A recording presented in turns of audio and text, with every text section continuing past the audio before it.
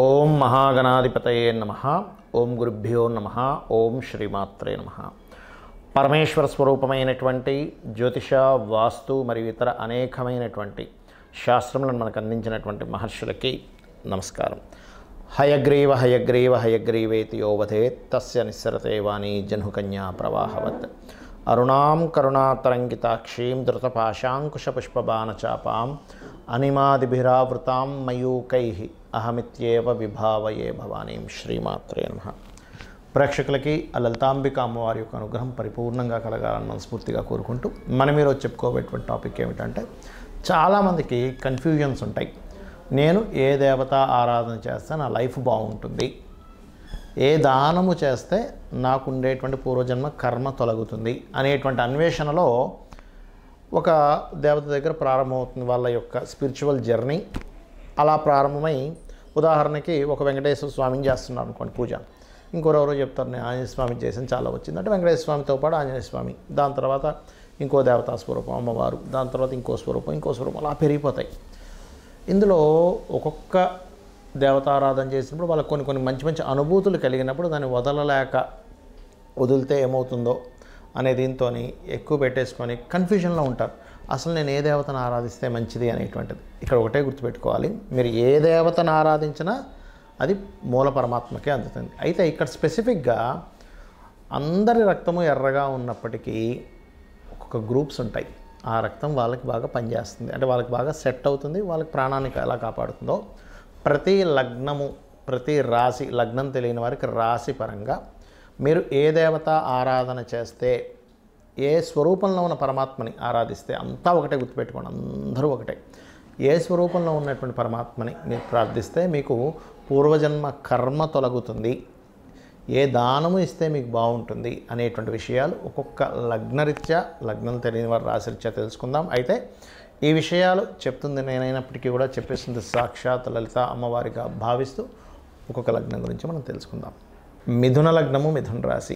మిథునంలో ముఖ్యంగా ఉండేటువంటి నక్షత్రాలు మృగశిర 3-4 పాదాలు, ఆర్ద్ర నక్షత్రము, పునర్వసు 1-2-3 పాదాలు ఉంటాయి.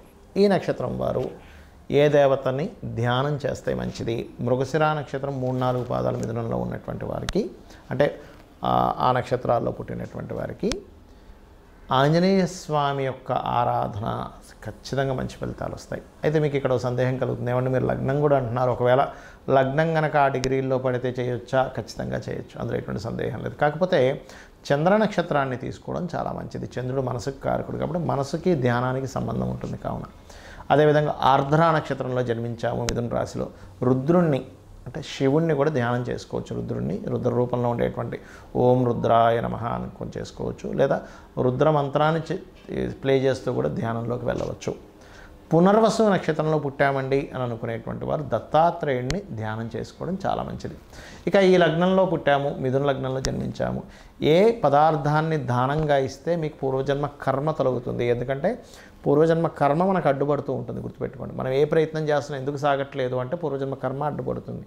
అలాంటప్పుడు మీరు కుజగ్రహం దగ్గర దీపారాధన చేసుకోవడము, మనకి కుజ రాసుల్లో ఏదైనా గ్రహం ఉంది ఉదాహరణకి, ఆ గ్రహానికి సంబంధించిన దానం ఇవ్వడము, ఏ గ్రహానికి ఏ దానము అనేటువంటి వీడియో ఎండింగ్లో చెప్పాను, వీడియో ఎండింగ్ వరకు చూసినట్లయితే మీకు బాగుంటుంది.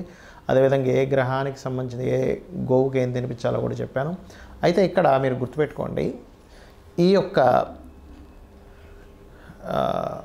కందులు దానంగా ఇవ్వడము, గోవుకి క్యారెట్స్ ప్రధానంగా తినిపించండి, దీని ద్వారా మీకు పూర్వజన్మ కర్మ తొలగుతుంది. మరి ఏ దేవత ఆరాధన చేసుకోవాలి? ముఖ్యంగా మీకు పంచమ స్థానం అంటే తులారాశిలో మీ లగ్నాత్ పంచమ స్థానంలో ఏ గ్రహం అయితే ఉందో ఆ గ్రహానికి ప్రధానంగా మొదటి ఇది మీరు తీసుకోవాలి. అంటే సూర్యుడు ఉన్నాడు, సూర్యభగవానుడు, చంద్రుడు ఉన్నాడు. అలాగే నేను ఏ దేవతకి ఏ గ్రహం ఉంటే ఏ దేవత చేసుకోవాలి చెప్పాను. అయితే దీంతోపాటు లలిత అమ్మవారు లేదా లక్ష్మీ అష్టోత్తరాలు మిథున లగ్నం వారు ఖచ్చితంగా చేసుకోవాలి. చేసుకున్నట్లయితే అన్ని విధాలా మీకు బాగుండడం జరుగుతుంది. మనం పూజ చేసేటప్పుడు పర్టికులర్గా కొన్ని అంశాలు మీరు గుర్తుపెట్టుకోవాలి. ఏమిటది? ఎందుకంటే అలా చేస్తేనే మీకు ఆ యొక్క పూజా ఫలితము 100% మీకు వస్తుంది.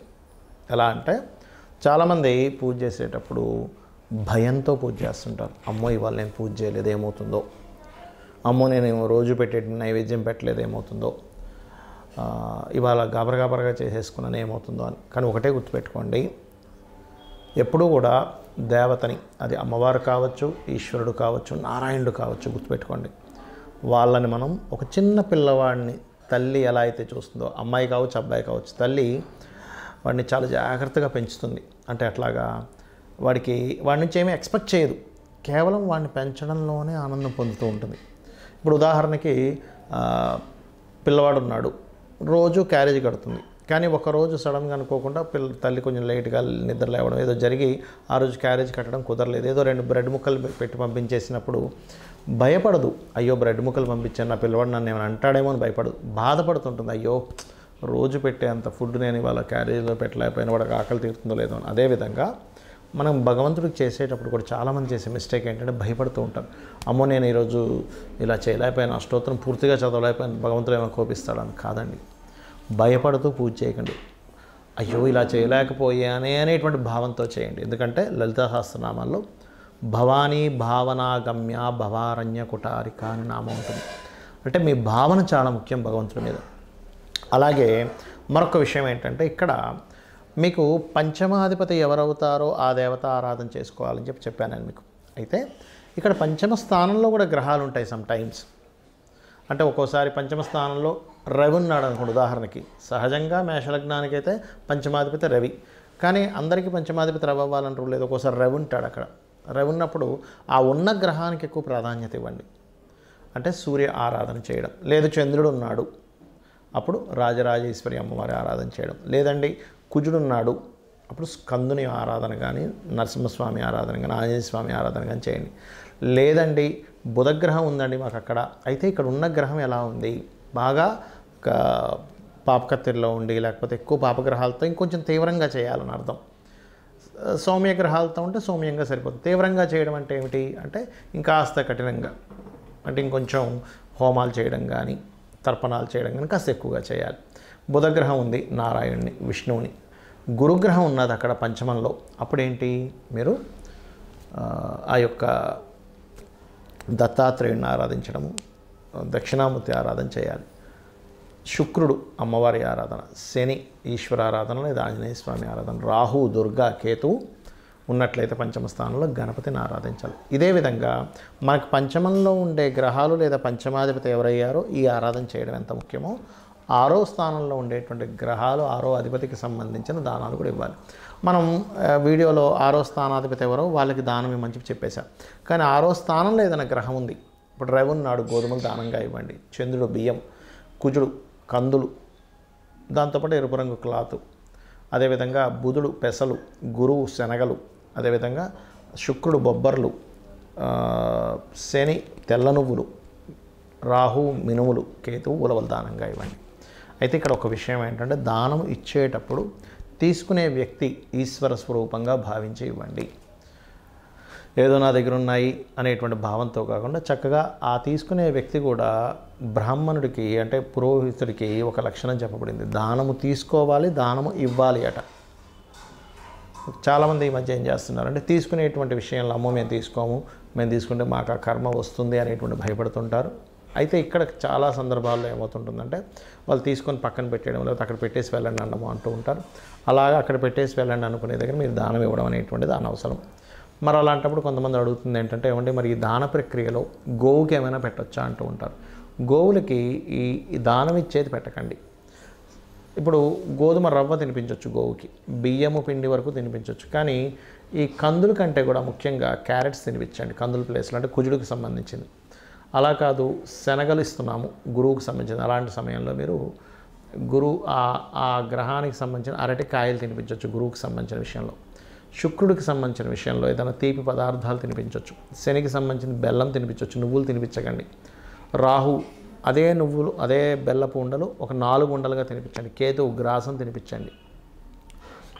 బుధుడికి సంబంధించిన దాంట్లో గోంగూర తినిపించండి. బుధగ్రహ దోషం ఎక్కువగా ఉంది అని చెప్పారు మీకు ఎవరైనా జ్యోతిష్కులు, గోంగూర తినిపించండి. ఏమవుతుందంటే దీనివల్ల మీకు ఖచ్చితంగా ఆ గ్రహదోషము అంటే దానం ఇచ్చినప్పుడు ఏ ఫలితం వస్తుందో ఆ ఫలితం వస్తుంది. కానీ ఇక్కడ ఏంటంటే కొన్నిసార్లు మీరు పెట్టేటప్పుడు గోవు యాక్సెప్ట్ చేయదు. అది 2 కారణాలు ఉంటాయి అక్కడ. ఆల్రెడీ దానికి కడుపు నిండి ఉండొచ్చు, లేదా మీ దోషము పోవడానికి ఇంకొంచెం సమయం పడుతుంది. అలాంటప్పుడు 2-3 సార్లు ప్రయత్నం చేసినట్లయితే గోవుని కాస్త మనసులో నమస్కరించుకొని గోవుకి నమస్కారం పెట్టి చేసినట్లయితే అప్పుడు తింటుంది. గోవు ఎప్పుడైతే స్వీకరించిందో అక్కడ మీకు దోషం పోతుందని అర్థం. అందులో ముఖ్యంగా దేశీవాలి గోవుకు పెట్టండి, జెర్సీ ఆవుకు పెట్టండి. కానీ పాపం పోతుంది అంటే మీ యొక్క కర్మ తొలగుతుందనే భావంతో పెట్టకండి. ఒక జీవికి పెడుతున్నాము, ఆహారం పెడుతున్నాను అనేటువంటి మానవతా దృక్పథంతో పెట్టండి. కానీ జెర్సీ ఆవుకి ఆ పవర్స్ ఉండవు. బికాజ్ ఆఫ్ అది పిగ్ స్పెర్మ్తో తయారైంది కాబట్టి దానికి ఎనర్జీ ఉండదు. దేశీవాలి గోవుకే ఎనర్జీ ఉంటుంది, ఇది గుర్తుపెట్టుకోండి. ఇక మీరు ముఖ్యంగా నేను ఇప్పుడు చెప్పినటువంటిది ఏదైతే ఉంటుందో దానాలు, మీకు పాపగ్రహాలు 6వ స్థానంలో ఎక్కువగా ఉన్నప్పుడు కనీసం ఫస్ట్ ఒక 7 వారాలు ఇచ్చేసి ఎవ్రీ 3 మంత్స్కి ఒకసారి ఇస్తుండండి దానం. అదేవిధంగా దేవతారాధన మాత్రం నిత్యము చేయండి. ఏమండి మాకు సమయం లేదు, నిత్యము దేవతారాధన చేసుకునేంత సమయం లేదంటే ఆ దేవత నామాన్ని కనీసం స్మరించుకుంటూ ఉండండి. కొంతమందికి సమయం ఉండదు, కొంతమంది పిల్లలు ఉంటారు, చదువుకునేది ఉంటుంది, కొంతమందికి పొద్దున్న వెళ్ళిపోతే ఎప్పుడో రాత్రి రావాల్సి వస్తూ ఉంటుంది. వాళ్ళ వర్క్స్ అలా ఉంటాయి. అంత మాత్రం చేత వాళ్ళు ఏదో విపరీతంగా సంపాదిస్తారని కూడా ఉండదు. కానీ మనసులో చేసుకునే సమయం ఉంటుంది మీకు. మనసులో ఇప్పుడు ఉదాహరణకి ఓం నమో నారాయణాయ, ఓం శ్రీమాత్రే నమః అనుకుంటూ ఉండండి. ఖచ్చితంగా మిమ్మల్ని ఆ దేవత రక్షిస్తుంది. శ్రీమాత్రే నమః.